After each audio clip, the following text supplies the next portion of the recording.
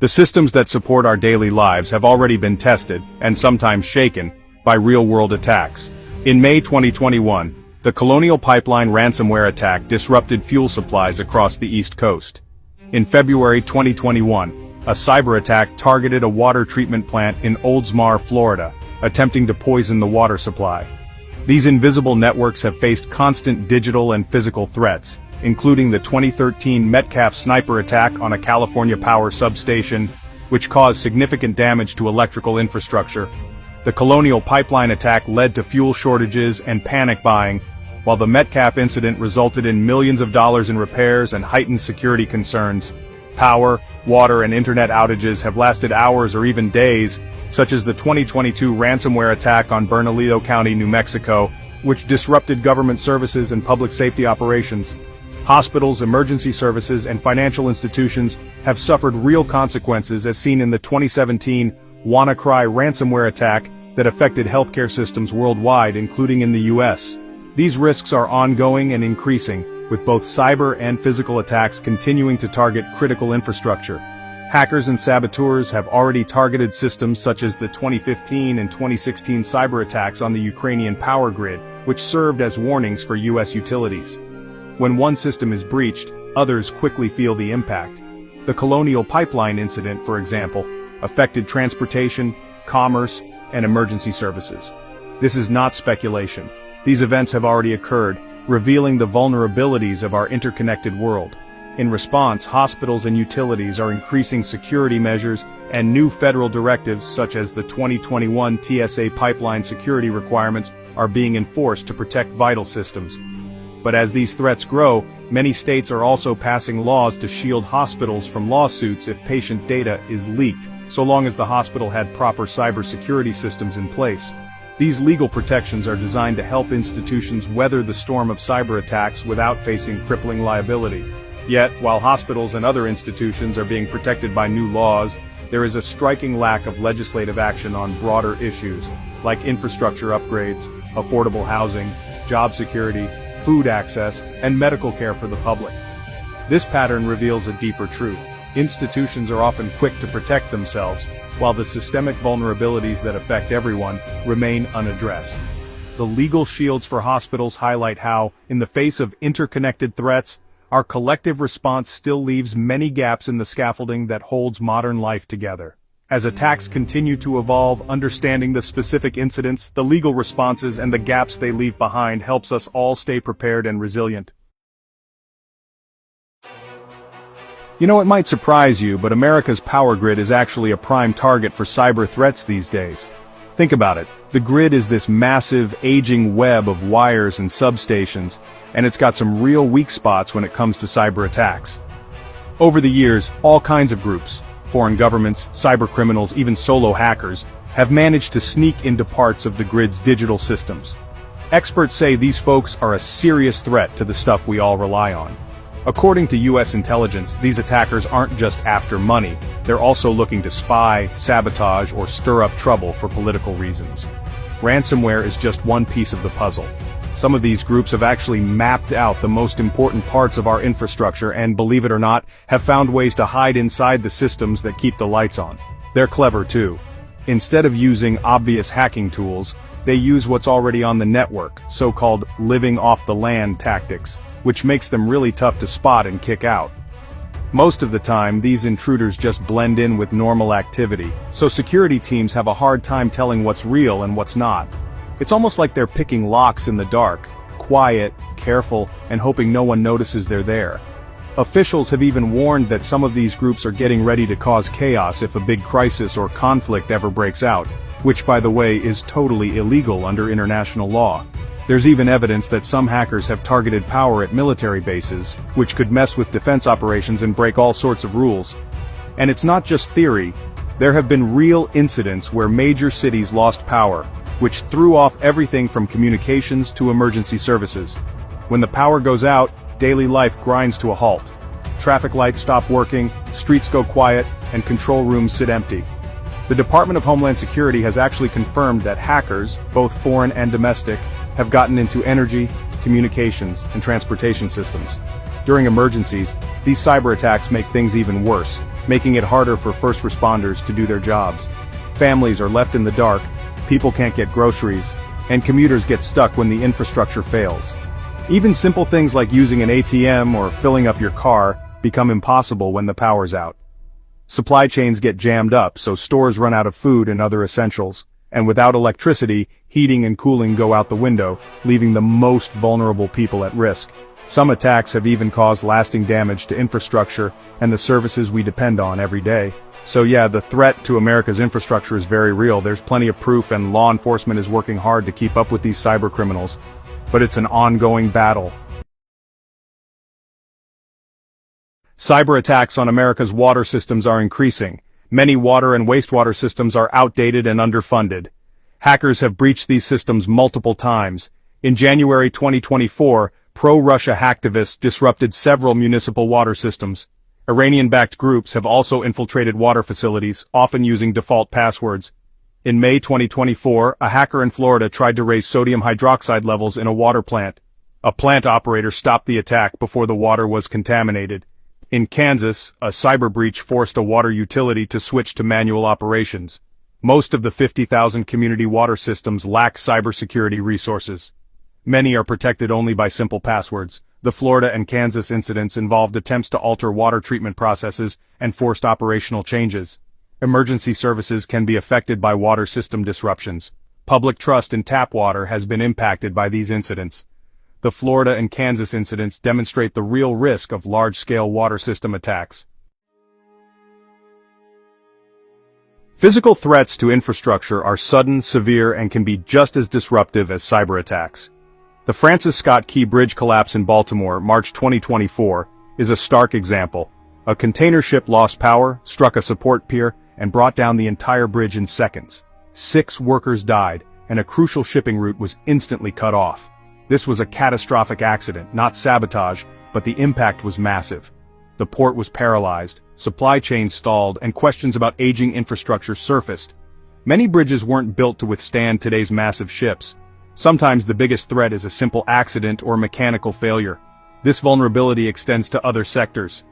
In Texas, a barge collision caused a major oil spill in Galveston Bay, releasing thousands of gallons of fuel and damaging the environment. It also exposed the fragility of our energy transport network. One accident can disrupt fuel, harm local economies, and require costly cleanup. Recurring disasters like wildfires in Los Angeles threaten power lines and homes.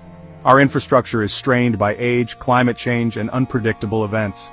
The Baltimore Bridge, Texas oil spill, and California fires all show how unpredictable and far-reaching these failures can be. A single failure can trigger cascading effects. Infrastructure resilience requires both cybersecurity and physical strength. We need stronger bridges, better navigation aids, and well-maintained pipelines. Whether it's cyber attack, terrorism, or accident, the result is the same: lost services, endangered lives, and shaken public trust. Many dams in West Virginia and across the country are over 100 years old. These aging structures pose significant risks to communities and ecosystems. The need for modernization and maintenance is urgent to prevent future disasters. Now let's talk about the internet. Not the abstract cloud, but the actual physical cables that make it work.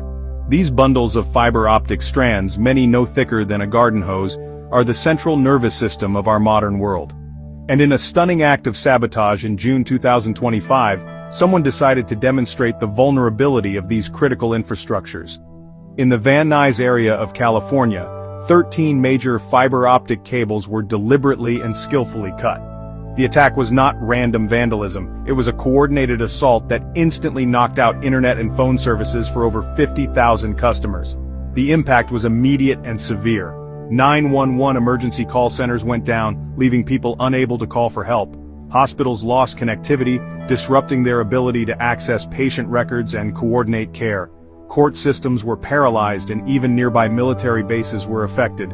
Charter Communications, one of the affected providers, didn't mince words, labeling the incident an act of domestic terror organization. This wasn't a script for an action movie, it was a real-world demonstration of how a low-tech attack can cause high-tech chaos and put thousands of lives at risk. Similar acts of vandalism in Long Beach confirmed this was a deliberate and recurring threat. It's not just sabotage we have to worry about, our digital backbone is also incredibly vulnerable to accidents. In a separate incident, a single accidental fiber cut in Santa Barbara had the astonishing effect of grounding all flights at the local airport. The air traffic control systems, which rely on that data link, simply went dark. This highlights a terrifying dependency. The safety of our skies relies on a fragile strand of glass buried a few feet underground. Whether it's a construction crew accidentally digging in the wrong place or a saboteur with a malicious plan, the result is the same: a critical system fails. These events in California expose the profound physical fragility of our supposedly wireless world. We imagine the internet as an ethereal cloud, but it is a terrestrial network of vulnerable choke points, cables, data centers, and switching stations. An attacker doesn't need to be a sophisticated cyber genius to bring a city's communications to a halt. They just need a map of the cable routes and a shovel. The repeated cuts suggest a concerted effort to probe our weaknesses and understand just how much damage can be done.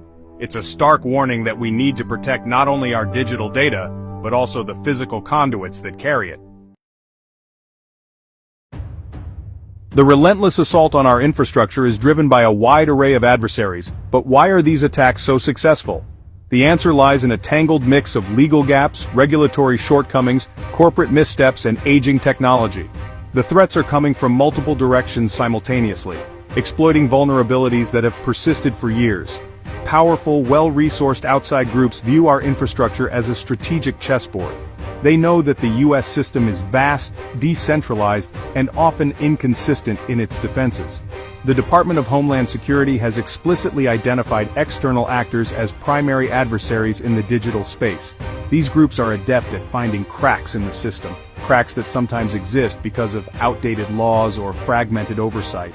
Each of these outside groups has its own distinct playbook, but all benefit from the fact that U.S. infrastructure is governed by a patchwork of regulations, with no single authority responsible for cybersecurity across all sectors.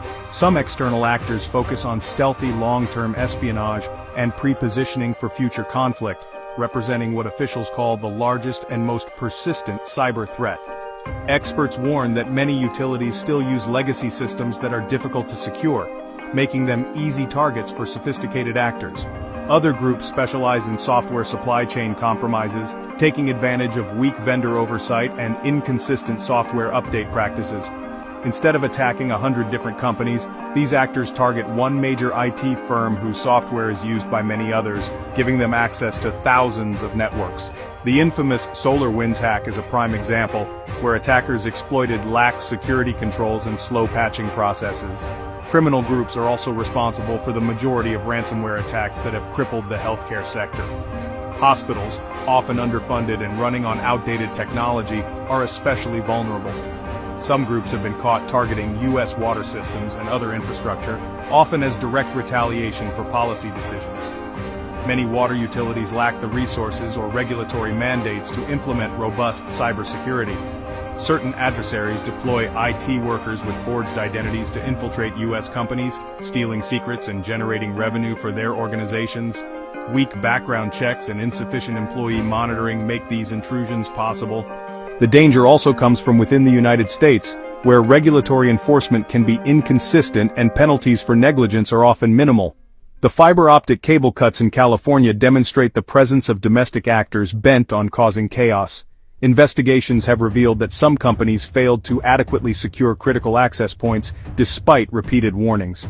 These domestic threats include extremist groups, disgruntled insiders with technical knowledge, and lone wolves motivated by various ideologies. Insufficient background checks and lack of insider threat programs leave gaps for these actors to exploit. Physical attacks are often harder to predict and attribute than cyber attacks, especially when companies neglect basic security measures like surveillance and perimeter protection. The saboteurs in Van Nuys, for example, have not been publicly identified, leaving a cloud of uncertainty and fear. Experts point to a lack of standardized security protocols across facilities as a key vulnerability. This blend of external and domestic threats creates a security nightmare for law enforcement and intelligence agencies, who must navigate a maze of overlapping jurisdictions and limited legal authority. This complex web of adversaries means there is no single solution or silver bullet. The lack of mandatory cybersecurity standards for many sectors leaves critical gaps. Defending against a sophisticated outside hacking group requires different strategies than protecting a remote pumping station from a domestic saboteur with a rifle. Yet many companies still treat security as an afterthought, prioritizing cost savings over resilience. The motivations, methods, and scale of the threats all differ. But a common thread is the ability of adversaries to exploit systemic weaknesses, whether in law, regulation, or corporate culture. The United States is engaged in a multi-front war against a diverse set of enemies, all probing for the weakest link in the chain that holds society together. As cybersecurity expert CISA Director Jen Easterly has warned, we are only as strong as our most vulnerable node. Recent events show that adversaries are finding those weak links with alarming success. Until legal, regulatory, and corporate reforms catch up with the evolving threat landscape, U.S. infrastructure will remain dangerously exposed. One of the most unsettling aspects of this new era of threats is the difficulty in telling the difference between a deliberate attack, a random accident, and a simple systemic failure. When a power grid goes down, is it because of a sophisticated cyber attack, a squirrel chewing through a wire, or a tree branch falling during a storm? When a bridge collapses, is it due to a tragic but accidental ship collision? Or could there have been a subtle cyber intrusion that disabled the ship's controls at the worst possible moment? The line between malice and misfortune has become dangerously blurred. This ambiguity is, in itself, a powerful weapon for our adversaries. A foreign power could launch a subtle cyber attack that causes a physical disaster and then watch as authorities and the public spend months debating the cause. This creates confusion, sows distrust in our institutions, and erodes public confidence. If people can't be sure whether a blackout is an act of God or an act of war, panic and paranoia can spread quickly. This uncertainty hampers our ability to respond effectively. Do we deploy linemen and engineers, or do we deploy the FBI and cyber warfare units? In many cases, the answer is both, which stretches our resources thin. Consider the Baltimore Bridge collapse. The official explanation is a loss of power on the ship. But in a world where we know state-sponsored actors are actively trying to infiltrate transportation systems, the question of a cyber component, however unlikely, will always linger in the background. Proving a negative, that something wasn't a cyber attack, is nearly impossible. This creates a fertile ground for conspiracy theories and disinformation, further destabilizing society. Adversaries might not even need to launch a successful attack if they can make us believe they did, achieving their goal of creating chaos without firing a single digital shot. This challenge of attribution is a core problem for our national security. Without knowing for sure who or what is responsible for an incident, it's difficult to hold anyone accountable or to implement the right defenses to prevent it from happening again. Is the solution to build stronger bridges, or is it to harden maritime cybersecurity protocols? Do we need to trim more trees around power lines, or do we need to invest billions more in grid-level threat detection? The answer, frustratingly, is that we need to do all of it. We must operate under the assumption that any vulnerability, whether accidental or intentional, will eventually be exploited. In light of the growing digital and physical challenges facing our infrastructure, it is clear that our current approach to security needs a significant upgrade. We find ourselves in a reactive cycle, addressing vulnerabilities only after they've been exposed and responding to incidents after they occur. What we truly need is a proactive, comprehensive national strategy to strengthen our most critical systems. This calls for a major investment of resources, a new level of public-private collaboration, and a fundamental shift in how we approach security. It's not just about building new bridges, it's about creating smarter, more resilient systems from the ground up. First and foremost, we must address the chronic underfunding of security, especially in vulnerable sectors like water and healthcare. It is unacceptable that the system providing clean drinking water to a town could be compromised by a default password. Federal and state governments must provide the funding and technical support necessary for these smaller utilities to upgrade their cybersecurity defenses. This includes promoting best practices like multi-factor authentication, regular software patching using CISA's known exploited vulnerability catalog, and robust employee training to spot phishing attempts.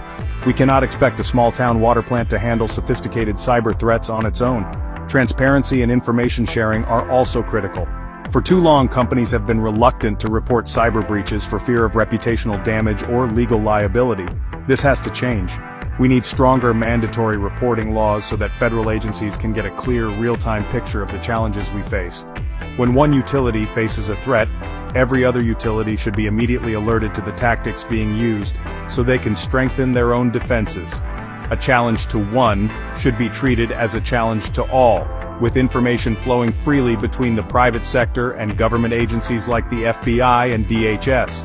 Finally, we need to increase public awareness about the fragility of these systems. For decades, infrastructure has been an out-of-sight, out-of-mind issue. These recent events, from Baltimore to Van Nuys, have brought it into the spotlight. We must seize this moment to build a broad public consensus for the long-term investments and policy changes that are required. This isn't a partisan issue. A blackout doesn't care if you're a Republican or a Democrat.